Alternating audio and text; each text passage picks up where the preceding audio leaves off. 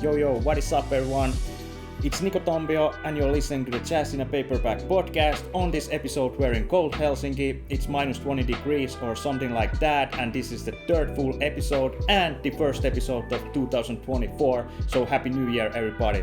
In this episode I have an exciting guest, Jaakko Suomalainen, graphic designer / type designer. Let's get into the episode. Welcome to the show, Jaakko.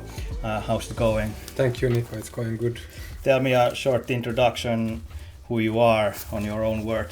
I'm an adult, soon to be 40 years old. As you said, I've been working with type design and graphic design. And originally I come from Parkassa, a town in Finland close to Turku, Åbo, which is the former capital of Finland, where you are from. Yeah. We are now in Puotila. It's quite cold, but we had to go upstairs to our apartment because there's this high electricity price in Finland, so it's only warm upstairs at the apartment at the moment. But here it's really warm and cozy. Yeah.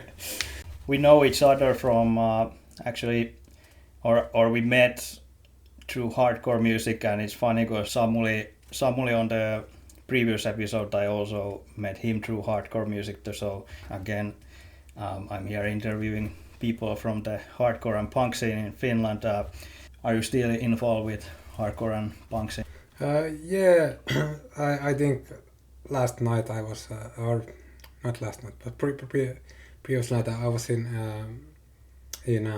this kind of metal or hip hop metal show or something. Yeah. With my friend Maya, and we were discussing about hardcore punk and this scene around it, and just because I haven't been to so many shows maybe in many years, but as you said before that you met or we met each other through hardcore, and you met Samuli through hardcore. Yeah. And then I was thinking after our discussion with Maya also that despite that I'm not kind of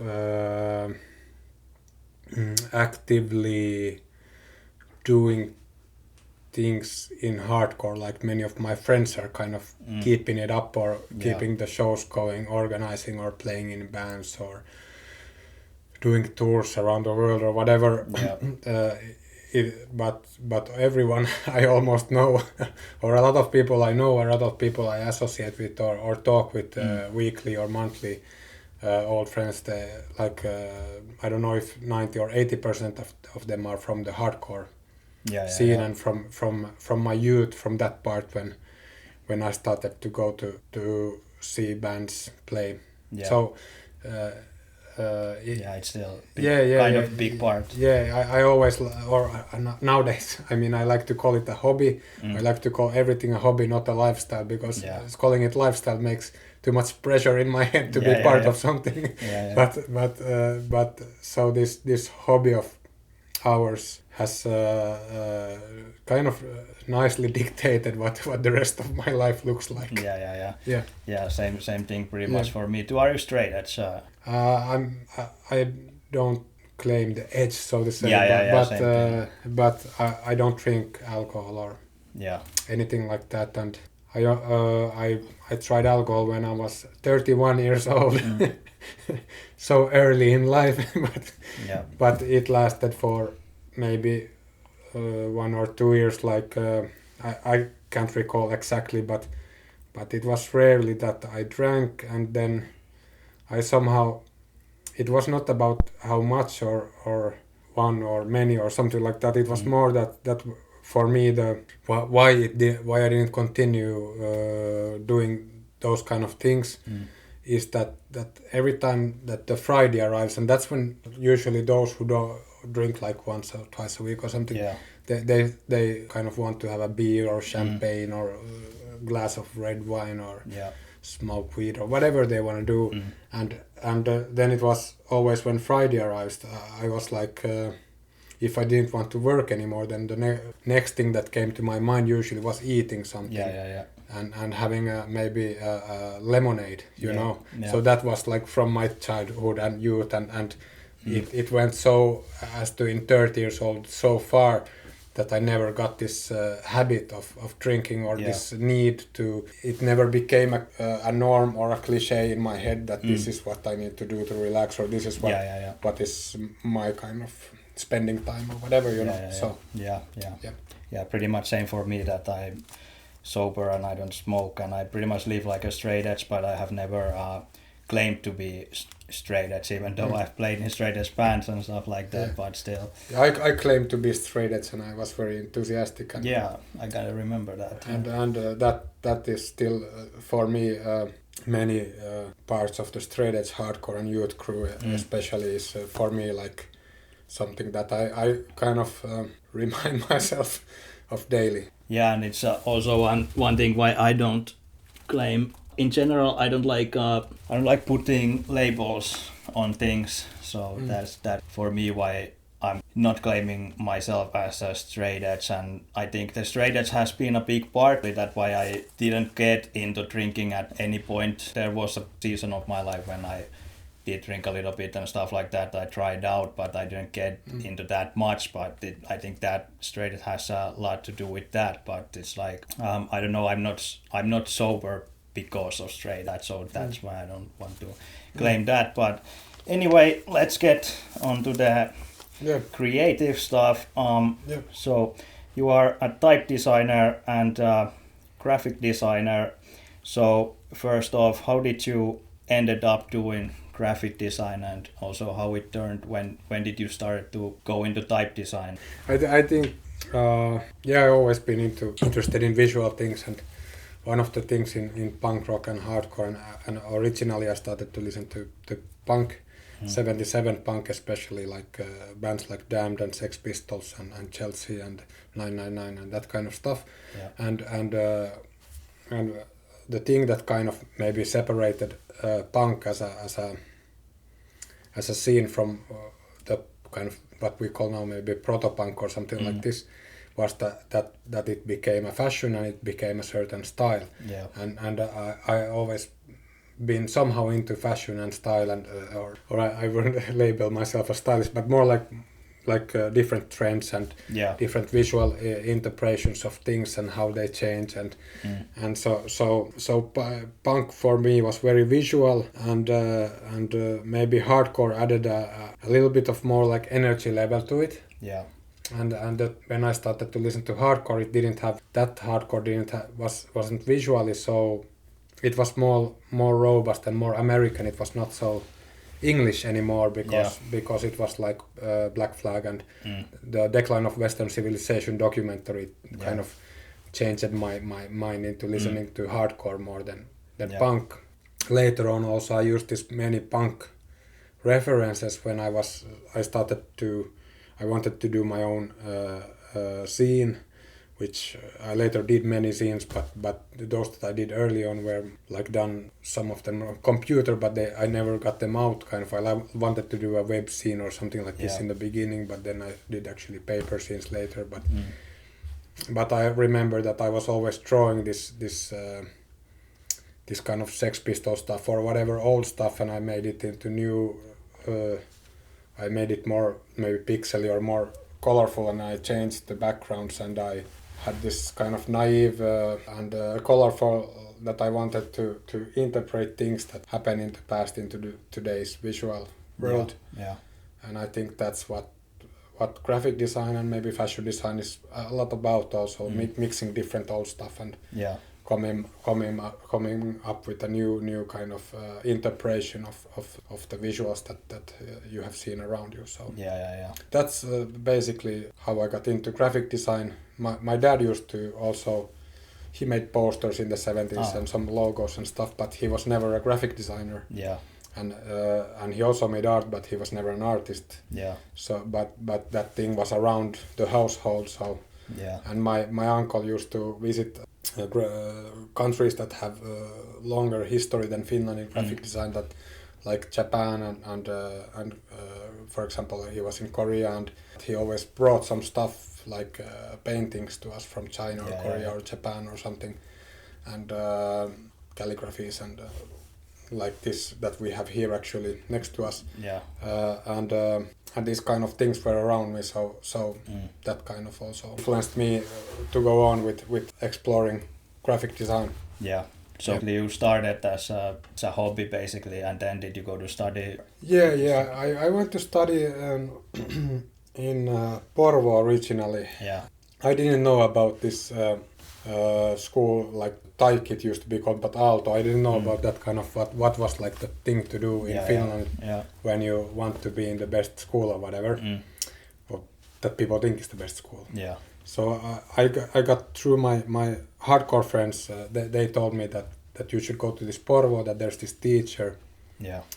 And he was Christopher Leka, and Kaisa Leka was also teaching there. And then later on, I discovered that Christopher Leka used to live with people from my favorite bands in New York and stuff like that. So he had like a cool record collection, and he was they were Gaudiya Vaishnavas. So a lot of things that I was looking up to, they were also had been a part of their pastoral life, and so it was kind of welcoming environment because there was some people older people from the hardcore scene also studying in Porvoo. It was called BHK, that school, and so they had all kinds of stories from old hardcore youth crew shows in Sweden and traveling to India and stuff like that was related to this Vaishnava culture and stuff. So it was pretty cool. Yeah. and when I was there, I heard about this that actually people go to Taikus or want to apply to Taiku. Because people started filling the papers or applying or something, and then I was like, okay, maybe I should also do that, and then I got there after I applied 2 times, and after I quit or my studies ended in Porvoo, and then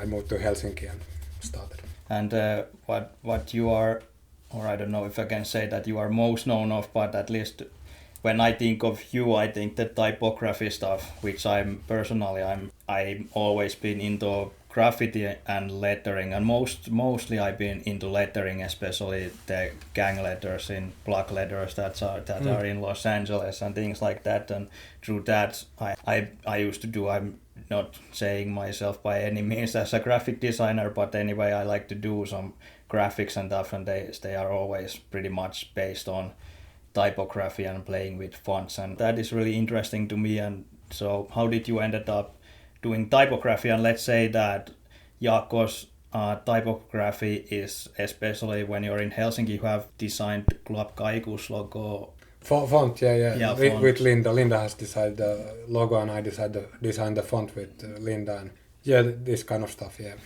Yeah. So how did you ended up doing typography, and tell me about the process of how you start designing a new type, how that comes together. Yeah, it's how to cut a long story short, but the type design I started to get into the latter stages of the school in Porvoo, but then it was more like lettering and kind of graphic letters that I made that had some leaves on them or some kind of illustrative stuff. Yeah. But then I realized that when I started in Taik, Aalto, it was more like that we can design actually fonts that people read and not just look at, or letters, and maybe the whole thing why I became interested in type and type design was not so much in the end about being interested in typography. That is, I don't find myself so super interested in fonts in general. Yeah. But the thing about designing type and designing the type with my friends from scratch, so to say, that became a strong idea or influence or interpretation at school, because there were a few of us who were more kind of going towards graphic design than, for example, illustration. And then maybe from my point of view, the type was the last, and it was the kind of soul of the graphic design in a way, not like emotion or idea wise, or more like as a form, shape language kind of thing. Yeah. That drawing letters and that kind of stuff, you get much more closer to the graphic and the design of the type, and then if you can kind of own it in a way, the details of what you are doing, then you're not only layouting it or or doing graphic design, which is of course in itself a big long story. Yeah. But it was also kind of selfish and stupid to kind of that if I make the typeface, I can kind of own this thing and I can kind of leave my mark. And of course, it was like doing a tag on the street to someone else. And I don't want to say it's the same thing, but it the signature thing. Yeah. It has this thing, and then when you start to own these things or make type design, then it motivates you to continue being a graphic designer also, because at graphic design you are kind of putting things together, layouting and doing this kind of, and then maybe conceptualizing and making telling a story through design and through the rhythm. But the type in itself has an inside rhythm also, and then this all this legibility, readability, and impulse, what you're trying to communicate.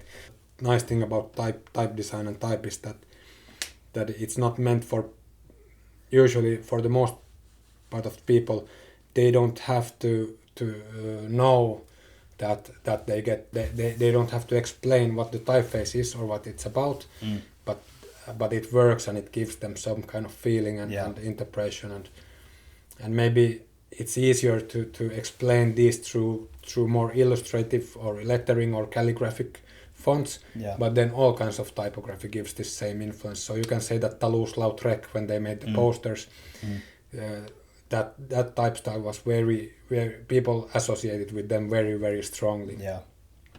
But this can even go down to some really simple font. This same idea when you start to look at different things, and the more you get into type design, the more you play with nuances more than big differences. Yeah. But when the nuances is repeated 100 times, 1,000 times in a text, that's when the font starts to look like its own thing in a way. So yeah, it's a bit nerdy and a bit flashy at the same time, and very traditional, because A is always A and B is always B and C is always C and so on. So it has this kind of feeling of conserving and safety or something, and then but also exploring and trying to make it progressive somehow with some differences, and it's always like you're playing with really conservative things and visually appealing things at the same time, so it's interesting. Yeah. And when you start to design, let's say, a whole visual concept, do you start it from the font or with graphics? Maybe when it comes to shaping things and actually doing the kind of work with graphics, I start quite often with a type. Yeah. But of course, before that, the process maybe begins by either writing or kind of searching through the internet or books or whatever, or reminiscing, getting memories from the past, like what's associated with this, what I'm doing, and how can I communicate. And sometimes I notice that I'm telling my own kind of things that I saw as a child or something in my presentations for clients, but somehow I want to, or somehow I try to make it communicative, so I'm not only talking to myself, but I'm actually communicating to the client. So there's a lot of things when doing type design or graphic design, a lot of like why am I doing this kind of things. But it's not only about questioning things, it's also about surprising yourself a bit. As long as you can keep the client close to what you are doing and trying to interpret things through what they are trying to say and what their potential is, then you can take the client to a new place or to an old place, or kind of like that you have a process where the client feels safe and at the same time the client feels and you feel like you're creating something. Kind of new, nothing is new, but interpreting something. So you said that you get lots of inspiration from music and hardcore and punk. Where else do you draw inspiration from other graphic designers and maybe architecture, things like that? Yeah, probably a lot of architecture and not so much graphic design.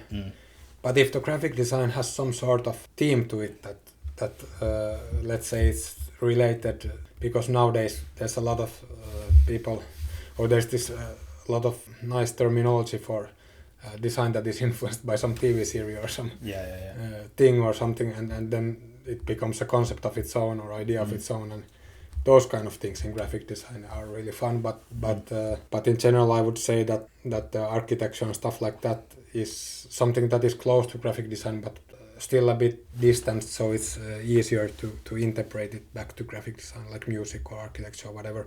Yeah. But the thing is that everything is emotional, and everything is kind of detailed, and everything is experienced, and it's about communication and expressing different feelings or emotions, or getting something going in a way. Yeah. So that can never be underestimated. Yeah. Those kind of things, which are far more important than a specific one influence, I would say. Yeah. But of course, there's this hidden thing that you don't always realize if you're interpreting something or copying something or making a new version of something that exists, because things stay in your mind, in your consciousness, and then you later realize that, oh, I was influenced by this, but I didn't realize it, that I had just been looking at it 2 weeks before, and this was my interpretation of it. So that thing happens with graphic design and things that are really close to the process. Yeah. And a lot of trends in general, I think fashion design and fashion, and in general what kind of where the world is going or where visuality is going has a really strong influence, and how to interpret that. It's really interesting that where always when something new or something old comes as a new thing or something, and how do you make an interpretation of it. So I really love that there's always these trends and how to interpret them, and how to kind of where are they going and through who. You are now working for Copra agency, if I'm correct, and you have been working, for example, in-house in Marimekko. So how does that differ from each other? Do you have now more free hands, or was it for Marimekko too that you can kind of express yourself fully, or is it like that even now? But I guess in both I could express different things and interpret different things. But of course, I was working for one company in Marimekko, for example, or Iittala, that I was also working in, and then I'm pushing always the kind of ideal for those companies maybe at that point. Yeah. And working together with other people, of course, in those companies, that there's a lot of group work and different people putting a lot of good input. So it's like it's not like I'm designing so much alone when I was working in-house, but more like there's art directors in Marimekko, Juha Murremäki, and then in Iittala I was basically a graphic designer, but I was art directing the stuff. But then there's people who work in sales, marketing, and design team, which I was in Iittala. So it's all a collaboration of these things, and then you learn a lot from other people. Yeah. Like, is it like sales oriented, or is it more like brand oriented, what you're trying to do and stuff like that. And then now that I work in the office, it's there's in a way a lot more freedom, and because there's always like the clients tend to change a bit. There's some clients that stay, but some clients that change. So there's more, you can do a lot of more varied stuff. But it's kind of like, is the question that when you work more alone on the project, do you have more freedom, or when you work in a group, do you have more freedom? Then that's, I think both have different kind of freedom. Yeah. It's just a matter of where the emphasis is on. And I was thinking that when you know the space where even if it's a city space or some certain space where the design is going, if you know that, how does that impact on your design process, and how do you look at the space? Yeah. I think being a graphic designer, but working with projects and working with concepts and working with brands and working with individual persons and book designs and spatial designs, like let's say a restaurant or whatever, cafeteria or a club or something. Then in many cases you realize that although you are a graphic designer, you need to be thinking a little bit, you don't need to do someone else's job, but sometimes as an art director, you're the collector of things. You collect the photographers, you collect the people who make the physical signage. Yeah. Like the metal signage, you ask them for advice. Like, how would you make this thing rusty, or how would you put this on the wall, or stuff like that. Yeah. And then you maybe might taste the food that they are making and thinking what fits this stuff, and this kind of all kinds of levels of interpreting and seeing what it is. And after all this stuff, you realize at some point what the client needs the least is the graphic design. Yeah. In many space projects especially. I mean, if the graphic design, if they really have some sort of visuality which demands graphic design. Yeah.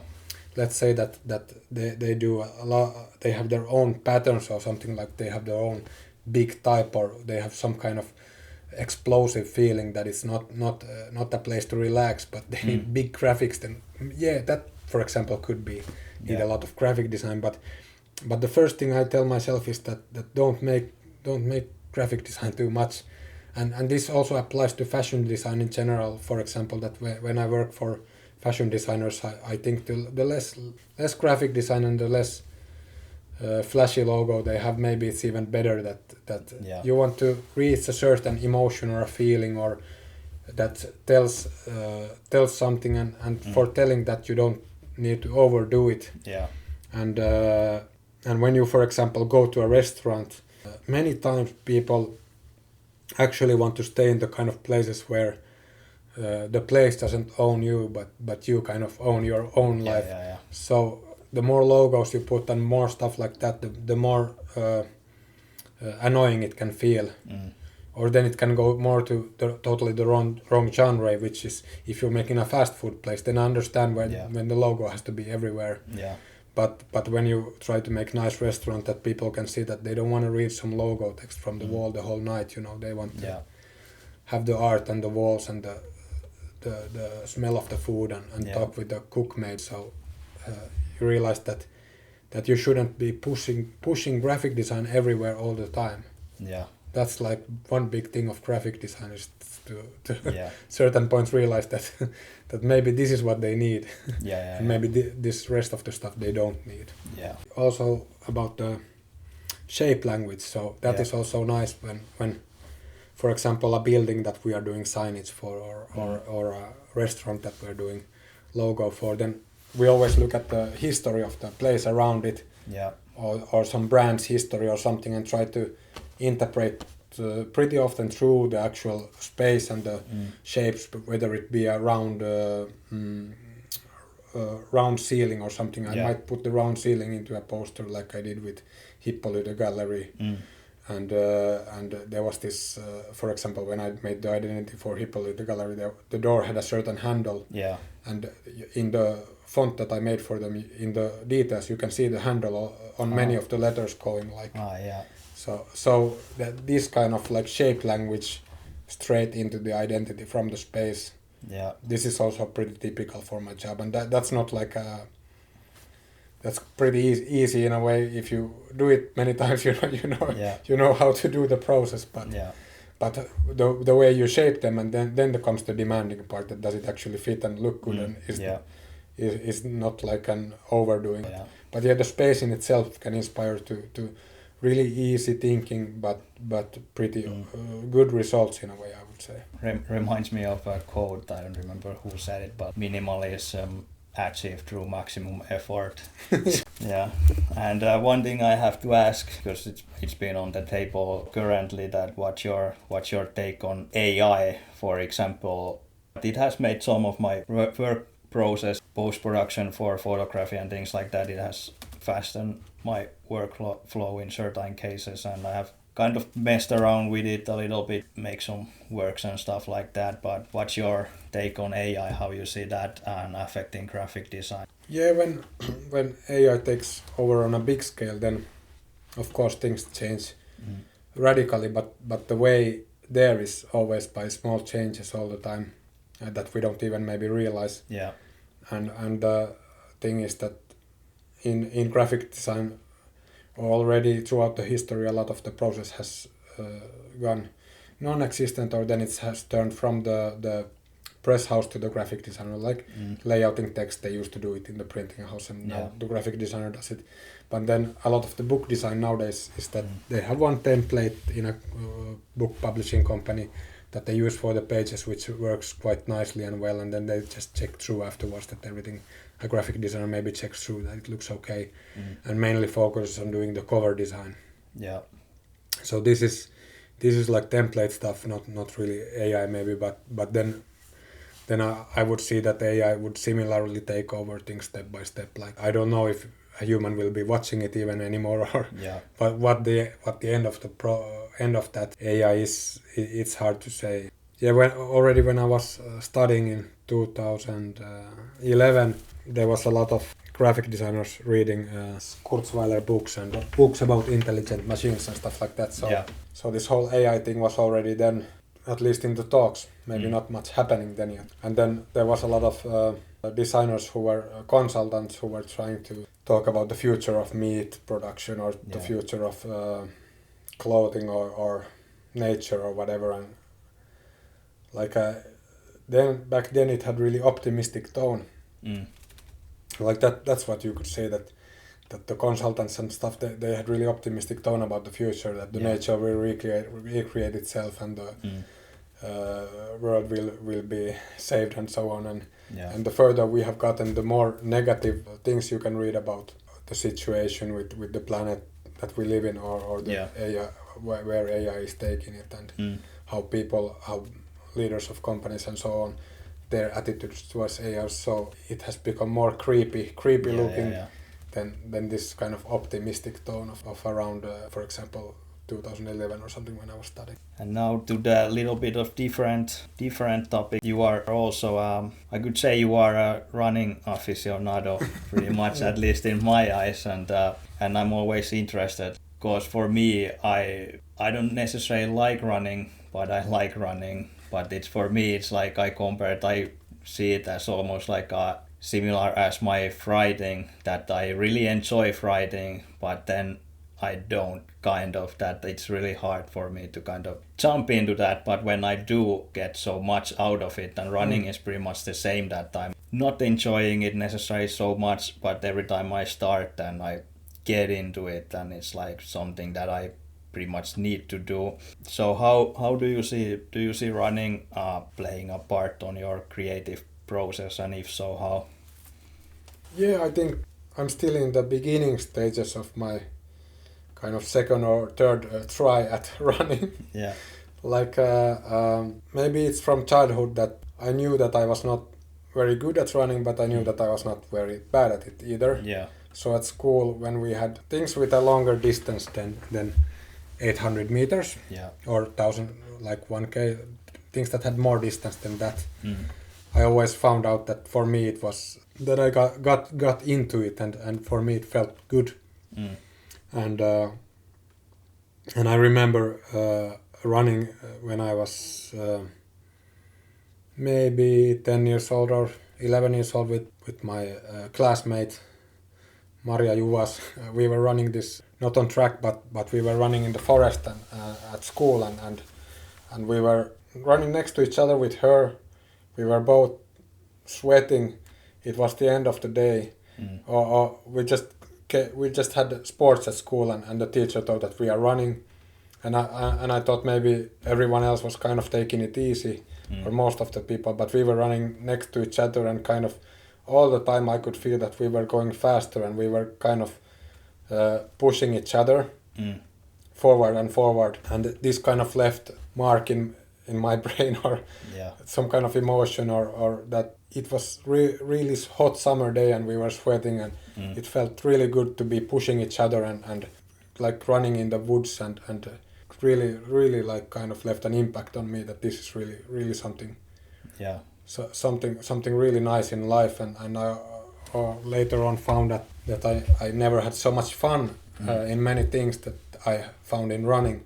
You can have both fun, and you can feel physically like you given something.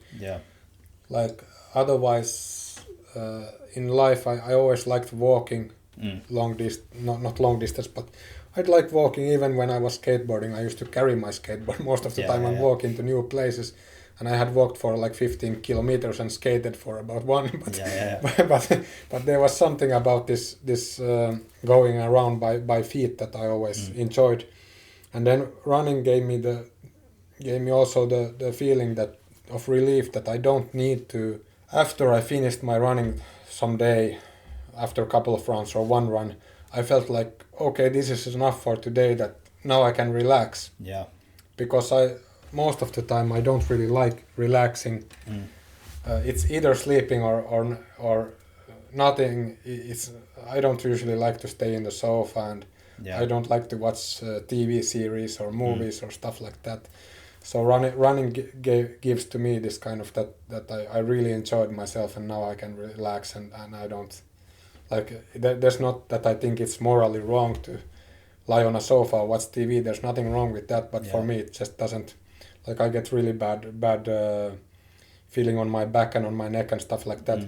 And for example, relating to graphic design, also physically, I used to have a lot of problems when I was not running with my back and neck. And when I started running, all those pain went away. So it was not only like you go to massage and then you feel great for half week, but it went away. So it's also done now that I'm a bit older than when I ran originally as a kid.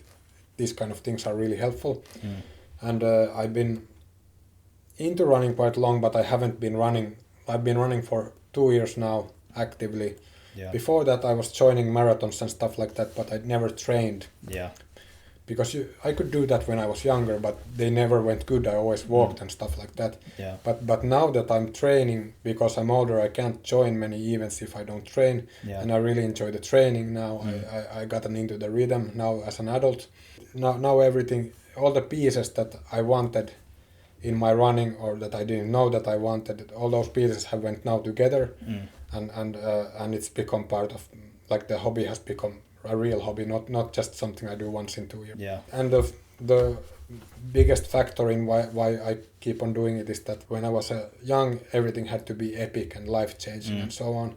But now that I'm older, I realized that I just enjoy the training. That doesn't have to be so epic. So I don't have to run like 100 kilometers in a day. I can run 5 kilometers and still feel good and energetic and so on. So that was also for me. It's like when I started running kind of a little bit too serious and tried to kind of go too hard, and that's caused a lot of pain and things like that. So then I kind of learned to pace myself and got me more focused. We were talking about when we were running together the Lauttasaari 10, and after that we were talking that you need to have some kind of tactics, and how kind of if you have a wrong type of thought, it can ruin your whole run, or not the whole run, but especially it can be a super little things that if you're going to the goal or not, it can be like a wrong type of thought can make a huge difference. Like for example, I remember I took on the Lauttasaari 10, I took the drink in the drinking station, and I felt like that was the mistake that caused me to not get into the goal time that I was looking for. The rhythm, especially when you're joining an event. This is the thing why it's so good to join different running events, that if you want to see how enjoy fast running, let's say it like that, it's always nicer in an event, because for most people, I think, for at least me, when I'm on the starting line, it already gives this feeling in my stomach that let's go. And when I'm jogging or when I'm out running, I might do some intervals, but I wouldn't want to do my or I couldn't do my record in 5k, 10k, half marathon or marathon when I'm jogging. I don't think I could. I think I could do better in a competition or event, because there's this drive that arrives from the other people and the atmosphere and everything. I always say that I'm not competing against myself, but I'm getting energy from others. So that's the whole thing, that when you learn to get energy from others, and you learn to run in that kind of heartbeat of the event, so to say, that you can enjoy the whole kind of pushing yourself thing, which is not, of course, for many runners, it's not about that. But I think that gives a nice contrast to the jogging, and then like most of the running is jogging, and then some part of it is fast running in the training also. Yeah. And the fast parts might make you inspired to continue, while the jogging is something that really refreshes your mind after day and keeps your body in check and gives you a better focus in work and life in general maybe. Yeah. And kind of has a health result. And running in competitions is like also a good example of kind of learning to pace yourself, because I noticed that the first runs I was going way too fast in the early stages. Then I look the others that they go that fast, and then I'm kind of trying to keep up with them, and then it's kind of backfires in a couple of kilometers, and I'm kind of ready to give up pretty much. And then I just like, but that's what I've been learning after joining to the events. And but it's also, I mean, it's also hard that every event I join has different amount of people, and you never know who, if you don't know the person, don't know how fast they are going. Yeah. And if you ask them, they might say slower than what they are actually going. Yeah. And then when you're running, it takes like 1 kilometer or 1.5 kilometers sometimes to find your kind of group or your kind of pace group or your pace. Yeah. I mean, even when I go jogging, sometimes the first kilometer is too fast, and you never know, because everyone is running next to each other. You don't really know, can't tell who is going fast and who not. But after a while, you start to realize, and then you calm down somewhere.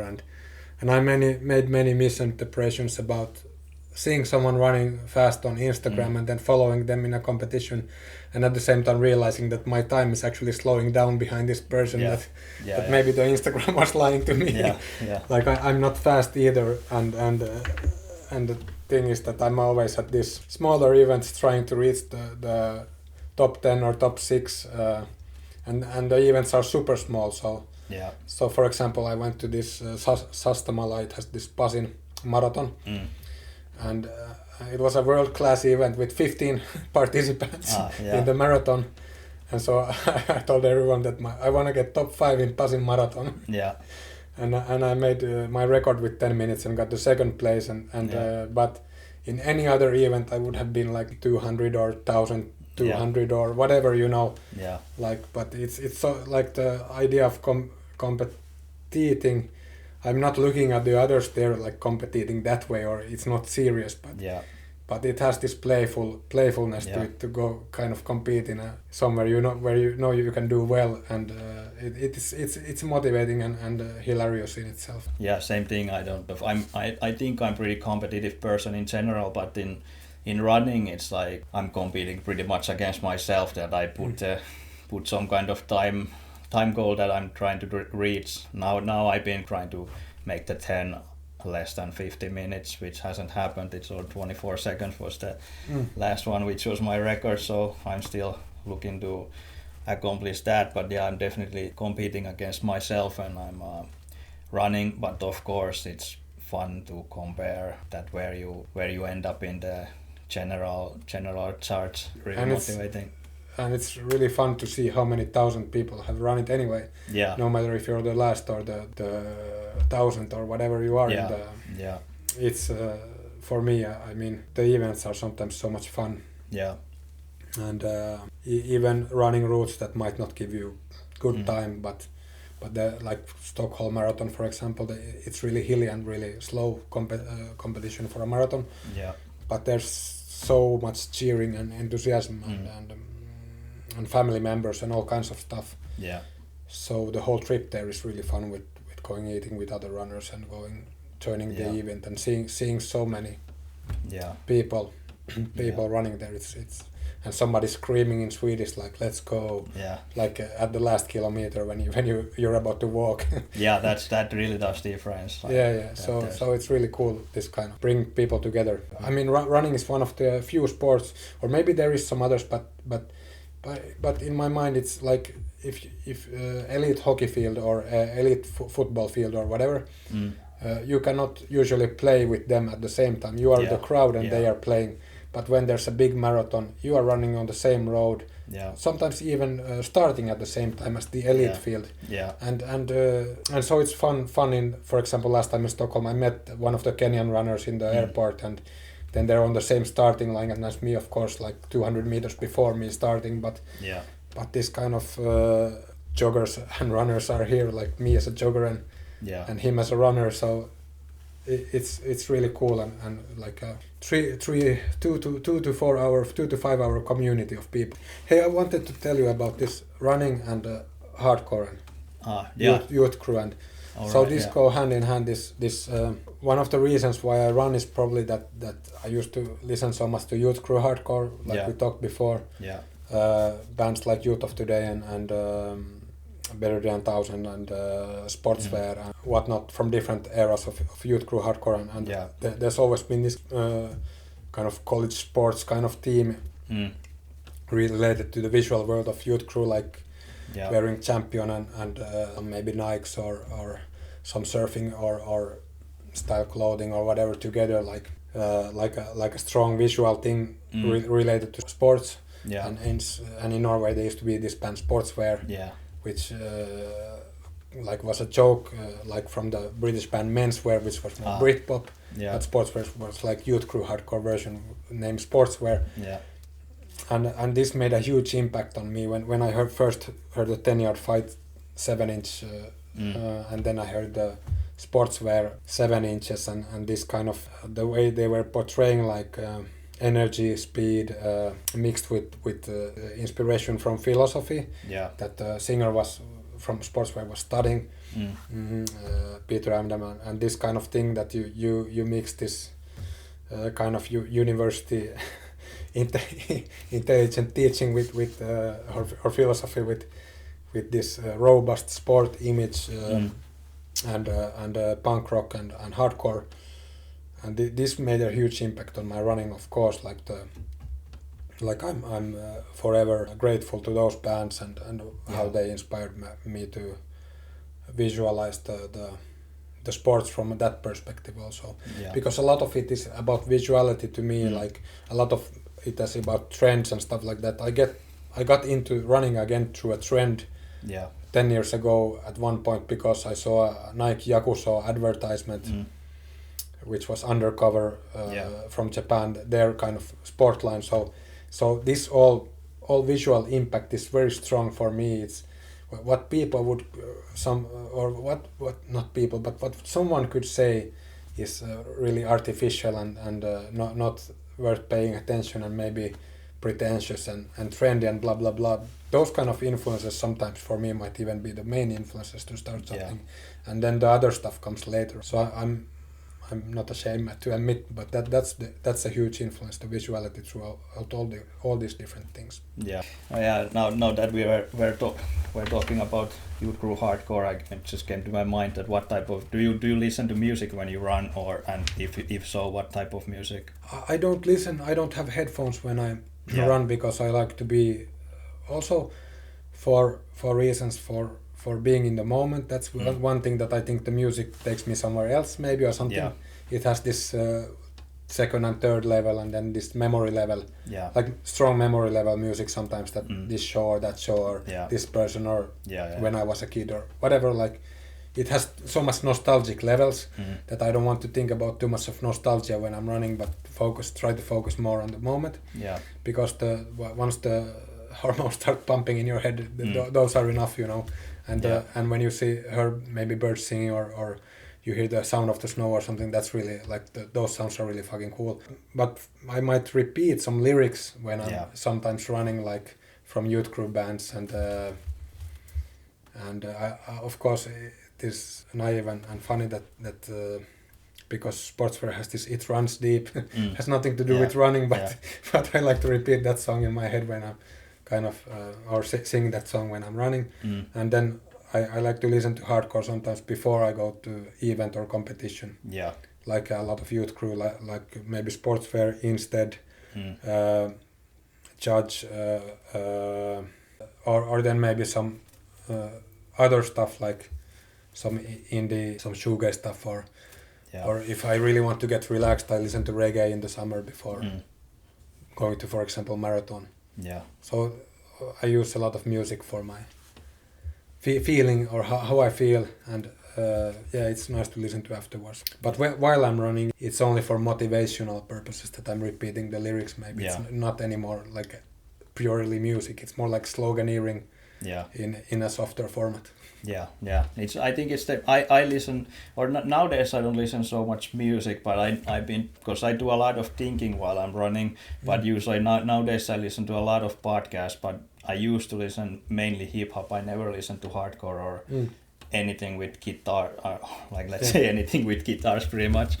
I have never listened on running, and I think the hip hop came also because I have a background in boxing. And you said that you are repeating lyrics. I'm thinking of some Floyd Mayweather or like the boxers who are training, and maybe some quotes. Pretty much I'm visualizing the boxers, and maybe I'd kind of in my mind turn to Floyd Mayweather when I'm running. Yeah, I think the thing with that I find interesting and it's not mind-breaking, but it's somehow put things into perspective, is that a lot of the youth crew stuff and a lot of other music styles of the lyrics might be inspired sometimes by something that I haven't been aware of when I first time listened to them, in both good and bad. Yeah.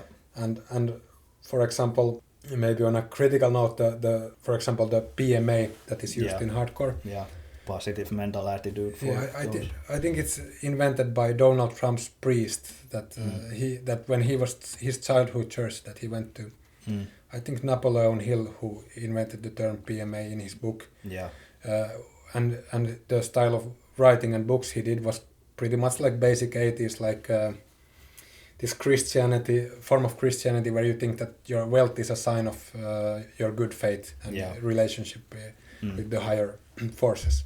Yeah. Which is like the opposite of kind of hardcore punk feeling in a way, or the kind of maybe the anti-establishment or anti-capitalist or this kind of things that have some sort of value in at least the more underground part of hardcore and punk. Yeah. And so I think it's somehow funny that a lot of the youth crew is like this bad self-help lyrics. Written by teenagers. And so this there's many different levels to these things and all the different historical things that have affected them, and how bad brains probably interpreted this PMA in a totally different way, for example, than Donald Trump or sports where for example in their lyrics they didn't have this PMA, but they had a lot of reference to philosophy. Yeah. And maybe some listeners thought that it's just basic youth crew lyrics, but then there might be like strong influences from different philosophers. Yeah. So it's there should be a Wikipedia for lyrics in this way that you could, because I would love to read all the stories behind the lyrics. Yeah. Like what religious aspect or what philosophical aspect or psychological, what's behind that is like there's this different trends in politics, philosophy, psychology, and you can see it in for example Tears for Fears, this band. You can see that they were influenced by certain psychologists of their time, and later on the guys thought that it's not like that psychologist thought, that they just had a really serious point in their teenage life where they missed someone important in their life and so on, and they hanged on to this new psychology kind of thing, and later on they grew out of it, but it's super interesting how these bits and pieces have made something totally else or and been interpreted in a totally different way. Yeah, and of course every listener can always, or I think always, at least me, when I listen to the lyrics, I kind of relate to them on my own life, and then I interpret through that, and it's been kind of interesting, especially when I used to listen hardcore as a teenager, when you kind of take those lyrics and put them into your teenage life context, and then now on I've been learning about what they are really about, and they are kind of totally different.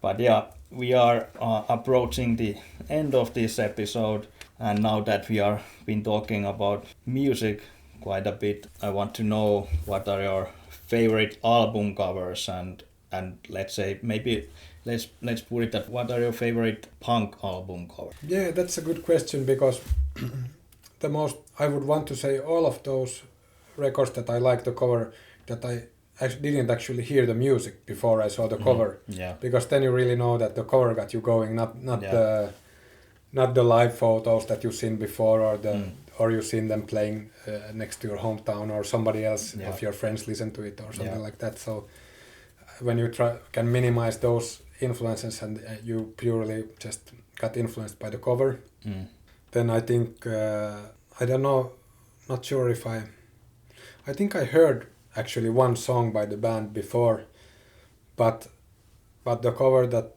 when I was 10 or 11 years old, this Damned, the so-called first published punk record, that was called like Punk, the Damned's first album. They have cakes in their face or something, and this Damned with big type behind it in yellow. That was like, I must get that record when I saw it. And then I think there's a lot of nice 7-inch artworks in punk, like 77 style records from Britain. But I would still say it's the Damned covers that I like the most. And it's a really hard question, because I don't want to say that I like I like more the music than the cover, then I don't want to say the cover. But I think youth of today, we're not in this alone. When I saw the cover, how they guys dressed in the Nike Air Revolution, that I didn't have then yet, but that was like 87 or 89 published, something like that. The Nike Air Revolution shoe, and they had the 80s style. Their pants were put in the 80s style, like, and they had a champion hoodies and clean cuts, and it was something I could kind of relate to maybe, and it was punk but from a kind of sports car or whatever perspective. Not like jock, but kind of like somewhere there, and but I think those stand in my mind. But there's so much nice things like the Raymond Pettibone and covers and stuff like that. But I don't know, like I would still go with the covers that have people in them for some reason. I don't know. The Damned album cover, remember, and there the typeface, that's the yellow typeface, that's actually I remained completely. That's as we're talking. I don't remember the whole cover so well, but I remember exactly that.